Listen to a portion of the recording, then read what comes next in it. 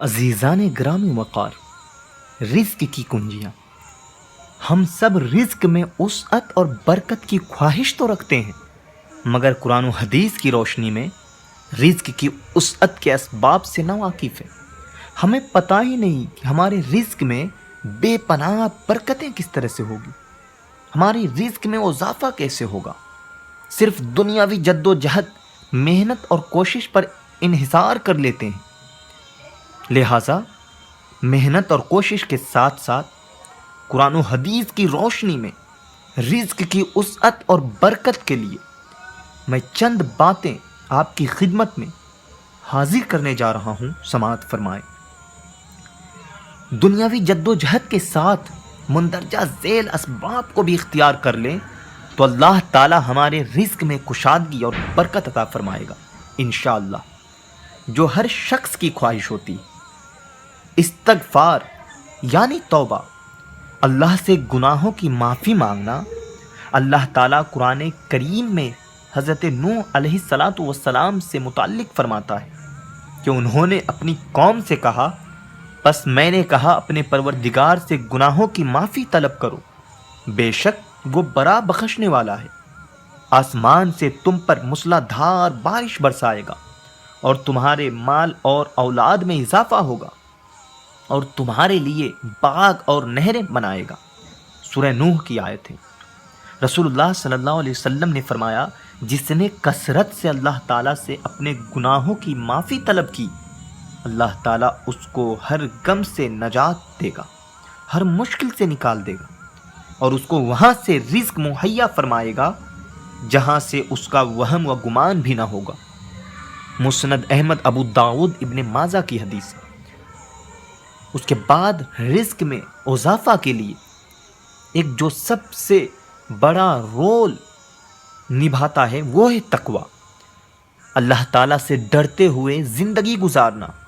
अल्लाह ताला कुरान करीम में फरमाता है, और जो कोई अल्लाह ताला से डरता है वो उसके लिए हर मुश्किल से निकलने की राह बना देता है और उसको वहाँ से रोज़ी देता है जहाँ से उसको गुमान भी नहीं होता। सूरह तलाक की ये तर्जुमा थी। रसूलुल्लाह सल्लल्लाहु अलैहि वसल्लम ने फरमाया, अगर तुम अल्लाह ताला पर उसी तरह भरोसा करो जैसा कि उस पर भरोसा करने का हक है, तो तुम्हें उस तरह रिज़्क़ दिया जाएगा जिस तरह परिंदों को रिज़्क़ दिया जाता है। सुबह खाली पेट निकलते हैं और शाम को पेट भरकर वापस पलटते हैं। मुस्नद अहमद, तिरमिज़ी, इब्न माजा की हदीस पाक। याद रखें कि हुसूल रिज़्क़ के लिए कोशिश और मेहनत करना तवक्कुल के खिलाफ नहीं है। कोशिश और मेहनत भी करना चाहिए, जैसा कि मज़कूरा हदीस से मालूम होता है कि परिंदों को भी हुसूल रिज़्क़ के लिए घोंसले से निकलना पड़ता है। अल्लाह ताला की इबादत के लिए फारिग होना, इससे मुराद ये नहीं कि हम दिन रात मस्जिद में बैठे रहें और हुसूल रिज़्क़ के लिए कोई कोशिश ना करें, बल्कि अल्लाह ताला के अहकामात को बजा लाते हुए ज़िंदगी गुजारें।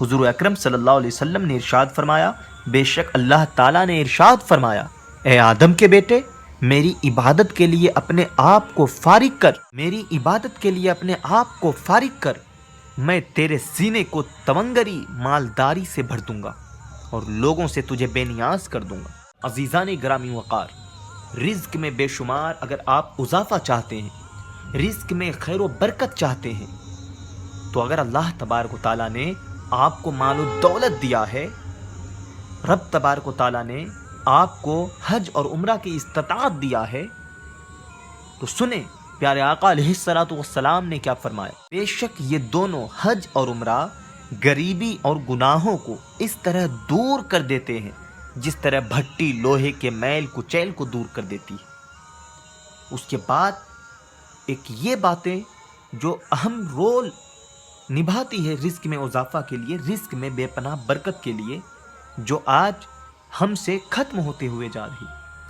सिला रहमी एक बहुत बड़ी चीज़ है। अज़ीज़ान ग्रामी वक़ार, रिश्तेदारों से अच्छा सलूक करना। हुज़ूर रहमत आलम सल्लल्लाहु अलैहि वसल्लम ने इरशाद फरमाया, जो शख्स अपने रिज़्क़ में कुशादगी चाहता है اسے چاہیے کہ وہ صلہ رحمی کرے، اللہ تعالیٰ کی راہ میں خرچ کرنا۔